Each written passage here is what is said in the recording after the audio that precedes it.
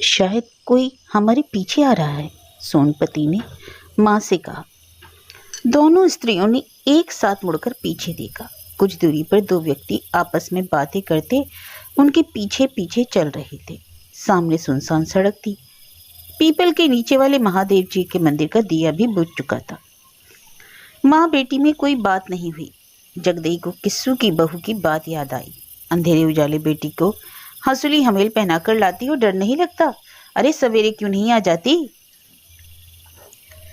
चलते चलते सोनपति के पांव के कड़े एक दूसरे से टकरा गए और एक झंकृत सा स्वर वीरान दिशाओं में दूर दूर तक गूंज उठा। जगदेई ने बेटी को कोहनी से हुला। धोती नीचे कर ले मरी, कड़ा टनटनाती चल रही है, मेरी भी जान लेगी। दोनों व्यक्ति वैसे ही उनसे कुछ फासला रखे पीछे पीछे चल रहे थे। जगदेई ने बेटी का आंचल गले तक खींच दिया ताकि उसके गले में पड़ी चांदी की हंसुली और मलका विक्टोरिया छाप रुपये वाली हमेल ढक जाए। अभी कोई 3-4 दिन हुए सोनपति लौटी थी ससुराल से। ऊपर से नीचे तक चांदी के गहनों से लदी हुई हंसुली, हमेल, करधनी, कड़ा, बाजूबंद सब मिलाकर कोई 3-4 सेर चांदी का बोझ उसके शरीर पर था। सड़क की बत्तियां बुझी हुई थी। वैसे समय अधिक ना हुआ था, यही कोई 10 के आसपास रहा होगा। जाड़े के दिन सुबह आंख देर से खुलती है, कुछ आलस्य भी होता है। इसलिए रमापत बाबू के घर से टहल करके लौटी तो जगदेई ने सोचा किस्सू बाबू के यहाँ भी निपटा जाए। सुबह समय आंख ना खुली तो नागा हो जाएगा। करधनी कहाँ है? चलते चलते उसने बेटी की कमर टटोली तो उसका जी धक से रह गया। घर पर है, सोनपति ने उत्तर दिया। करधनी कुछ ढीली थी और कमर के नीचे खिसक खिसक आती थी, इसलिए उसे वह घर पर उतार आई। मन ही मन जगदेई देवी माँ से प्रार्थना करने लगी, हे दुर्गा माई तुम ही रक्षा करो। बेटी के जेवर चले गए तो दुनिया को क्या मुंह दिखाऊंगी। कोई आधा मील रास्ता भी तय करना था। बीच में क्रिस्तानों का पुराना कब्रिस्तान पड़ता था। सड़क के दोनों ओर कोई दुकान भी ना थी। जगदेई ने कनखियों से पीछे देखा। दोनों व्यक्ति पहले की अपेक्षा कुछ निकट आ गए। उनकी चाल ही से उसने अनुमान लगा लिया कि दोनों हट्टे कट्टे जवान हैं, पर कौन जाने राहगीर ही हों। जगदेई ने मन को समझाने का प्रयत्न किया।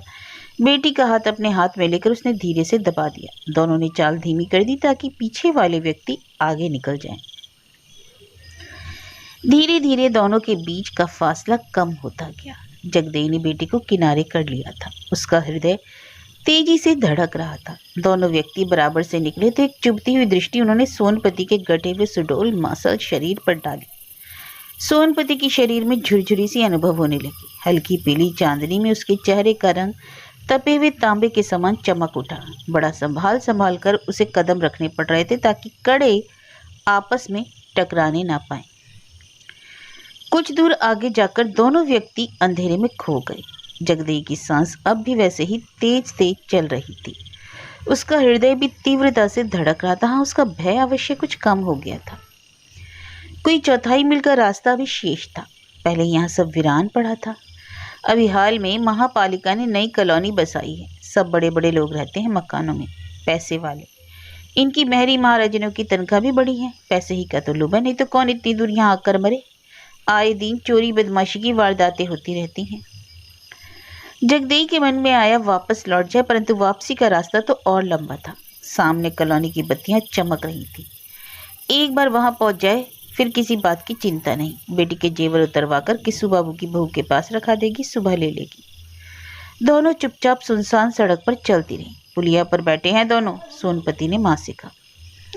जगदेई ने देखा वास्तव में दोनों नरसिंह की पुलिया पर बैठे सिगरेट पी रहे थे। कहीं गए ना थे। इस बार तो मानो उसकी जान ही निकल गई। अब बचने का कोई उपाय नहीं। यहीं मारकर नाले में डाल देंगे। लौटना हो तो और निरर्थक था। कॉलोनी बस कुछ कदमों के फासले पर थी। देख, कुछ हुआ तो तू भागना, कॉलोनी के किसी भी घर में घुस जाना, जगदेई ने बेटी से कहा। हाँ, सोनपति ने हंकार तो भरी, यद्यपि उसे कोई विशेष भय न लग रहा था। हाँ, एक रोमांच किसी अनुभूति उसके मन को छाई थी। मलका विक्टोरिया छाप वाले शरीर उसके शरीर की गुलाइयों का स्पर्श कर शरीर में सिरहन सी पैदा कर रहे थे। कुछ गर्मी भी उसे लगने लगी थी। दोनों सड़क की जिस ओर बैठे थे उसके दूसरे ओर आ गए। जगदेई बार बार मन में देवी से मनौतियां मान रही थी। सोनपति को उसने अपनी आड़ में कर लिया। पुलिया पर पहुंची तो दोनों व्यक्ति ने उन्हें घूर कर देखा। किसी ने कुछ कहा भी जो जगदेई ने ठीक से सुन ना सकी। उसका मन हुआ कि वह भागे, परंतु उसके पैर ही ना उठ रहे थे। चुपचाप मन में भगवान का नाम दोहराती चलती रही। किस्सू बाबू के घर पहुंची तो वह बुरी तरह डरी हुई थी।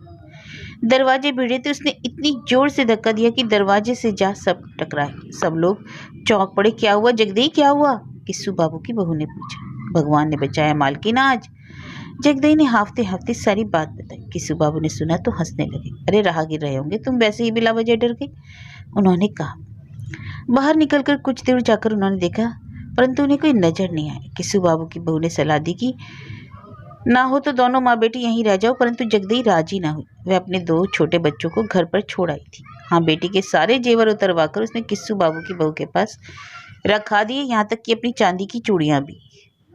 चौका टहल समाप्त करके जब दोनों बाहर निकली तो चांदनी कुछ और निकल आई थी। कोलतार की नई सड़क और उसके किनारे लगे इक्का दुक्का वृक्ष की शाखाओं पर चांदनी का प्रकाश पिघलने सा लगा था। हुलिया के निकट पहुंची तो उन्होंने देखा कि दोनों उसी स्थान पर बैठे हैं। वही है सोनपति की ने मां से कहा। होंगे, तुझको क्या करना, जगदई ने उत्तर दिया।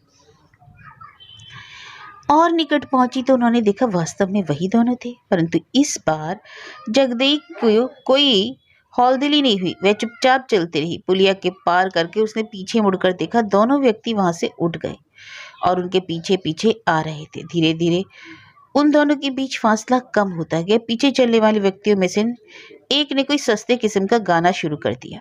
बराबर से निकले तो फिर उन्होंने एक चुपती दृष्टि सोनपति के शरीर पर डाली।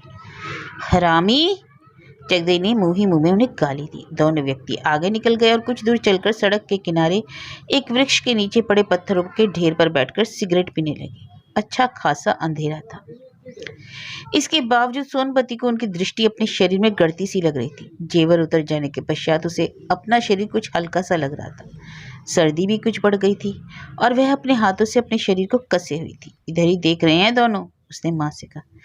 तू अपना रास्ता चल चुपचाप, जगदई ने इस बार उसे झिड़क दिया। जानबूझकर वह इस बार उसी ओर से निकली जिस ओर से वे दोनों बैठे थे। बगल से गुजरी तो एक भद्दी गाली दी उसने उन्हें।